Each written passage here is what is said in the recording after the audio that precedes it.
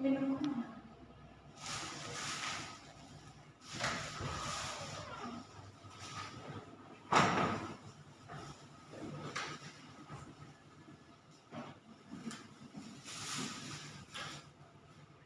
Baik, Assalamualaikum warahmatullahi wabarakatuh. Waalaikumsalam warahmatullahi wabarakatuh. Sebelum kita mengawali pembelajaran pada pagi hari ini, mari kita berdoa terlebih dahulu. Monggo, siapa yang mau memimpin? Berdoa dimulai. Bismillahirrahmanirrahim. Raditu billahi rabba wa bil islami dina wa bi Muhammadin nabiyya wa rasulah. Rabbi zidni ilma warzuqni fahma. Amin. Baik, karena hari ini adalah pertemuan pertama kita, jadi kita kenalan terlebih dahulu ya. Sebelumnya perkenalkan, saya Siska Maulida, bisa dipanggil Bu Siska. Selanjutnya dari anak-anak bisa perkenalan terlebih dahulu. Saya absennya nanti, kalau yang saya absen, Nadira terus sebutin nama sama alamat. Elsa Damayanti, Nadira. Ayo silakan perkenalan. Nama saya Elsa Damayanti, rumahnya di Tegal. Ya. Selanjutnya Fatihah Hayati, Hadiro. silakan. Nama saya Fatihah Hayati, asalnya dari Tegal. Oke, ini masuk semua ya? Masuk. Oke, selanjutnya kita hari ini akan membahas tentang materi iman kepada hari akhir atau hari kiamat. Sebelumnya ada yang tahu apa itu hari kiamat? Hari akhir. Ya, hari kiamat itu adalah hari akhir, hari di mana manusia dihisab dan dimusnahkan dari bumi ini. Lalu, apa itu iman kepada hari kiamat?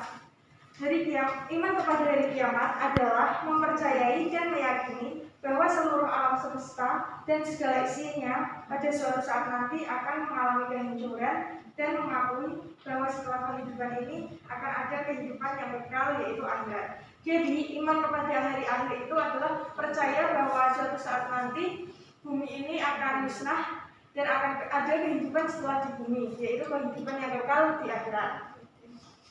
Selanjutnya, Allah Subhanahu wa Ta'ala berfirman dalam surat Al-Hajj ayat 7, bisa dibuka LKS-nya. Coba Mbak Elsa bisa dibaca.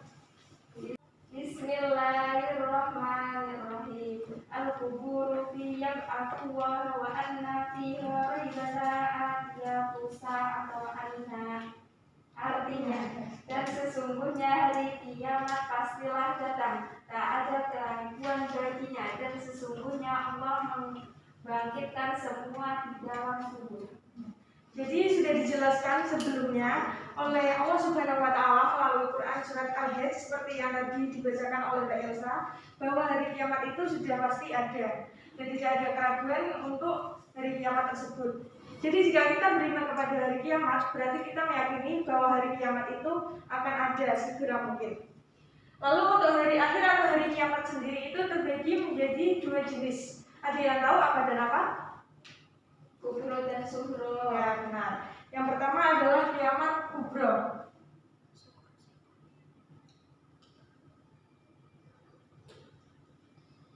Yang kedua kiamat kubro.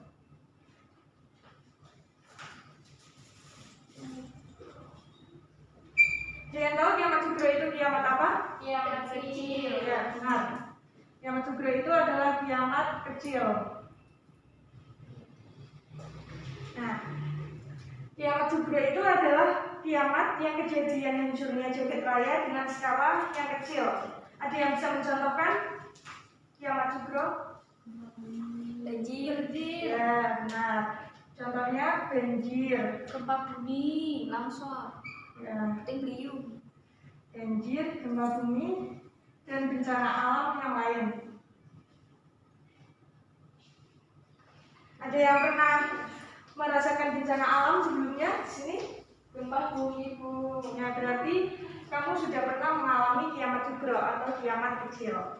Selanjutnya adalah kiamat kubro atau biasa disebut dengan kiamat yang besar. Kiamat kubro adalah kejadian hancurnya alam semesta beserta isinya, atau hancurnya seluruh bumi termasuk semua penghuni-huninya seperti kita manusia, lalu hewan, tumbuhan, dan seluruh isinya. Pokoknya seluruh bumi itu dihancurkan dalam sekejap. Ya, itu namanya kiamat kubro atau kiamat yang besar. Ada yang tahu kiamat kubro tanda-tandanya apa? Dajjal. Ya. Yang pertama munculnya Dajjal. Ada yang tahu Dajjal itu apa? Belum tahu. Manusia. Dajjal itu adalah makhluk penyebar fitnah yang membuat manusia meninggalkan agama Islam. Jadi nanti di hari akhir di mana kiamat akan segera datang itu akan muncul sebuah makhluk yang bernama Dajjal. Dajjal itu bentuknya besar, terus matanya cuma satu, matanya tertutup satu, lalu di jidatnya akan ada tulisan kafir. Nah itu Dajjal itu nanti akan membawa fitnah bagi seluruh kaum manusia dan mengajak manusia untuk meninggalkan agama Islam. Selanjutnya ada yang tahu apa lagi? Tanda-tanda kiamat kubro ada matahari. Biasanya matahari terbit dari sebelah mana? Timur. Nanti jadi kalau adanya munculnya hari kiamat, tanda-tanda hari kiamat, matahari akan terbit dari arah sebaliknya. Berarti matahari terbit dari arah mana? Barat. Jadi seperti itu. Selanjutnya banyaknya manusia yang kufur dan murtad. Kalian tahu apa itu murtad atau kufur? Keluar dari Islam. Ya, nanti jadi pada saat hari kiamat kubro itu datang, manusia banyak yang murtad atau keluar dari ajaran agama Islam. Ada lagi yang tahu? Nggak tahu. Munculnya makhluk Ya'juj dan Ma'juj. Bisa sambil dicatat ya. Ya, ada yang tahu Ya'juj dan Ma'juj itu siapa? Ya'juj dan Ma'juj itu adalah bangsa yang gemar dengan membuat kerusakan di muka bumi. Jadi nanti di hari kiamat yang sudah dekat akan ada makhluk yang bernama Ya'juj dan Ma'juj. Ya'juj dan Ma'juj itu sama seperti kita manusia, namun mereka itu membuat sebuah kelompok dan mereka itu adalah sebuah kelompok yang sangat suka membuat kerusakan di bumi ini, yang membuat kekacauan. Lalu yang terakhir adalah Al-Quran. Nah, Al-Quran di sini ketika kiamat sudah dekat akan ada kiamat kubro di mana Al-Quran tidak dianggap lagi sebagai pedoman hidup, melainkan hanya sekedar bahan bacaan biasa. Jadi nanti jika kiamat telah dekat itu orang-orang di masa akhir zaman memperlakukan Al-Quran hanya sebagai bahan bacaan biasa saja, seperti kita membaca Quran atau membaca buku, seperti itu. Oke, kita ganti materi berikutnya.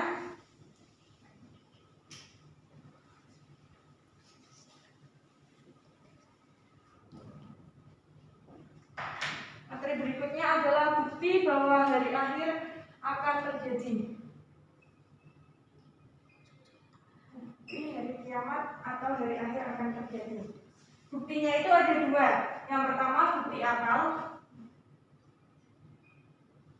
dan yang kedua adalah bukti dari kaum-kaum terdahulu. Kalian tahu kaum-kaum terdahulu itu kaum-kaum apa?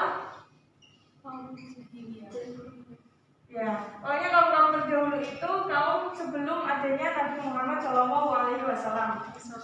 Yang pertama kita bahas dulu bukti akal. Nah, Allah sebagai pencipta langit dan bumi seisinya telah menciptakan pertama kali. Jadi Allah itu yang menciptakan bumi dan langit.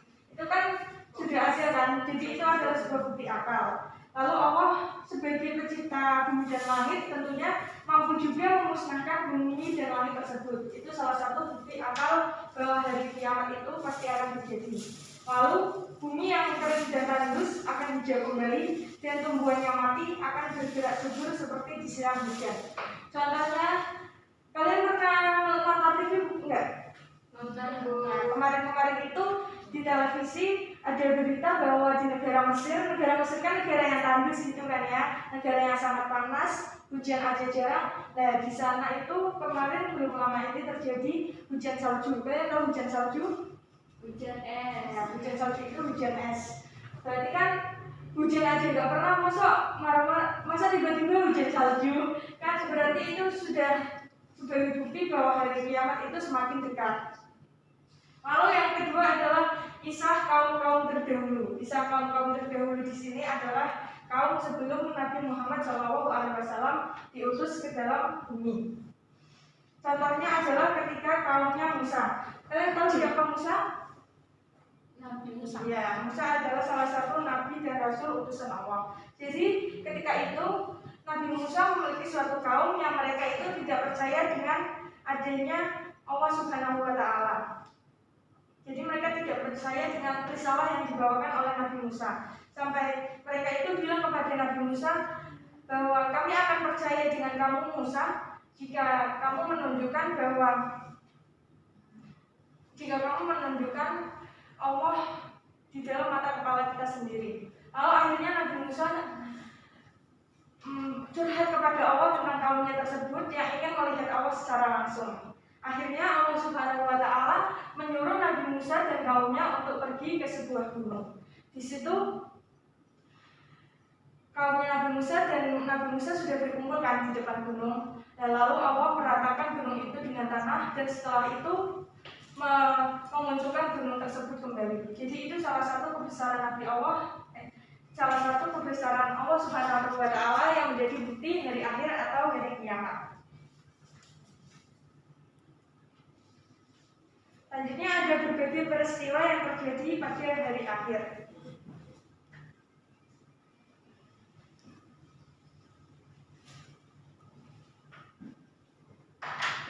Oke, selanjutnya peristiwa pada hari akhir.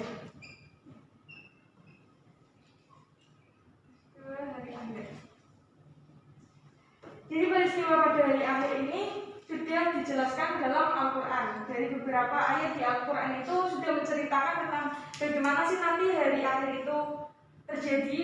Gambaran dari hari akhir itu sudah dijelaskan oleh Al-Quran. Yang pertama dalam surat Al-Zalzalah ayat 1-7, di mana di situ dijelaskan bahwa bumi itu digoncangkan dengan dahsyat. Bumi digoncangkan dengan dahsyat.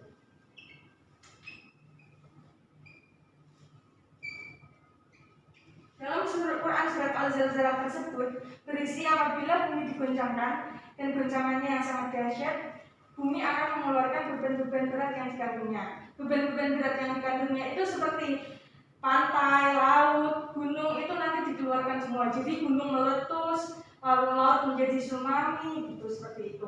Pada hari itu bumi menceritakan kepada seluruh isinya bahwa Allah telah memerintahkannya untuk sedemikian rupa. Lalu diperlihatkan kepada mereka balasan pekerjaan dari mereka. Maksud mereka di sini adalah manusia. Jadi manusia yang tidak beriman kepada Allah itu nanti akan diberi balasan oleh Allah Subhanahu wa Ta'ala. Lalu selanjutnya dalam Al-Quran juga disebutkan peristiwa yang terjadi pada hari akhir, yaitu wanita yang menyusui melupakan anaknya.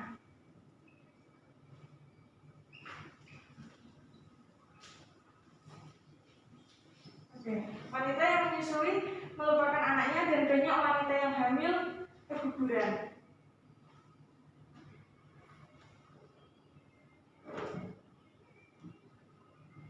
Jadi nanti waktu hari kiamat itu tiba, ketika bumi digoncangkan, maka seluruh wanita yang menyusui anaknya dari yang anak yang disusuinya dan guguran kandungan segala wanita yang hamil dan manusia dalam keadaan mabuk, padahal mereka tidak mabuk. Akan tetapi azab Allah itu sangat keras. Jadi mereka itu tanpa sadar meninggalkan anak-anaknya, menggugurkan kandungannya seperti orang mabuk yang tidak sadarkan diri. Lalu yang ketiga ada terbelahnya langit. Langit terbelah.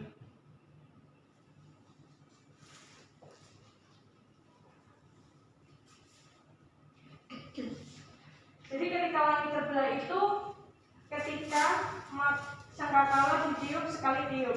Kalian tahu siapa yang meniup sangkakala? Malaikat. siapa? Mikail. Israfil.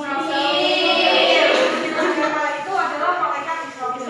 Jadi nanti ketika hari kiamat datang sudah dijelaskan dalam Al-Quran bahwa bahwa malaikat Israfil akhirnya melakukan tugasnya, yaitu meniup sangkakala. Ketika sangkakala ditiup, maka diangkatlah bumi dan gunung-gunung, lalu dibenturkan keduanya dalam sekali bentur. Jadi bumi semuanya yang ada di bumi itu bertabrakan, lalu langit terbelah,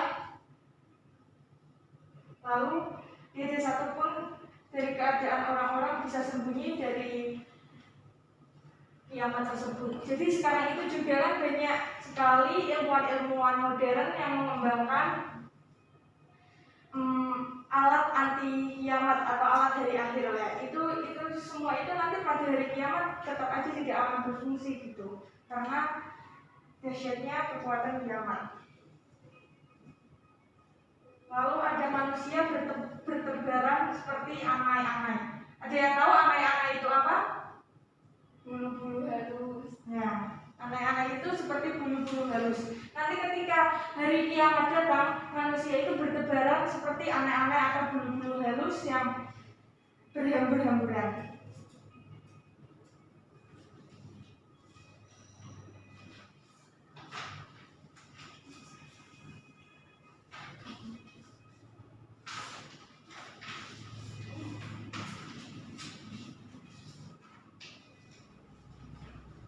Oke, mungkin dari materi yang Ibu jelaskan ada yang ditanyakan? Nggak ada, Bu. Oke, kalau begitu kita ulang ya. Tadi iman kepada hari akhir itu apa?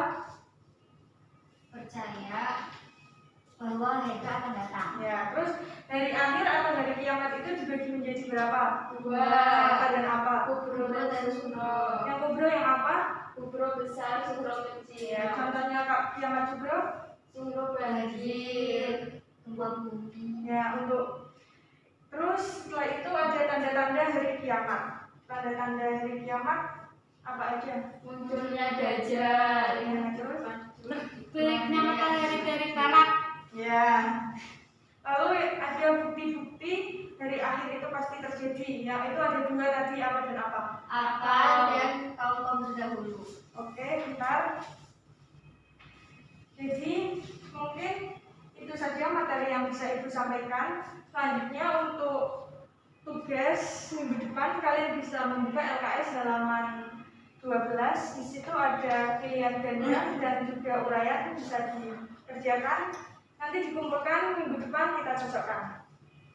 Jadi kesimpulan materi pada hari ini adalah kiamat tidak akan terjadi hingga waktunya terasa begitu cepat. Jadi ketika kiamat itu terjadi, waktu akan terasa begitu cepat. Seperti setahun terasa sebulan, sebulan terasa sepekan, sepekan terasa sehari, sehari terasa sejam, dan sejam terasa seperti waktu yang diperlukan untuk menyalakan api. Jadi dimanapun kita berada, selalu ingatlah Allah, patuhi perintahnya, jauhi larangannya, berperilaku sebagai mukmin yang baik, karena tidak ada satupun yang lebih berat timbangannya daripada akhlak seorang mukmin yang baik. Mungkin itu saja yang bisa Ibu sampaikan. Setelah ini kalian bisa istirahat. Sebelum Ibu tutup, kita baca doa kafaratul majlis terlebih dahulu. Silahkan Mbak Yasa dipimpin. Berdoa mulai. Bismillahirrahmanirrahim. Subhanallahumma wa bihamdika asyhadu an la ilaha illa anta astaghfiruka wa atubu ilaik. Baik, terima kasih. Itu saja. Kurang lebihnya Ibu mohon maaf. Wassalamualaikum warahmatullahi wabarakatuh.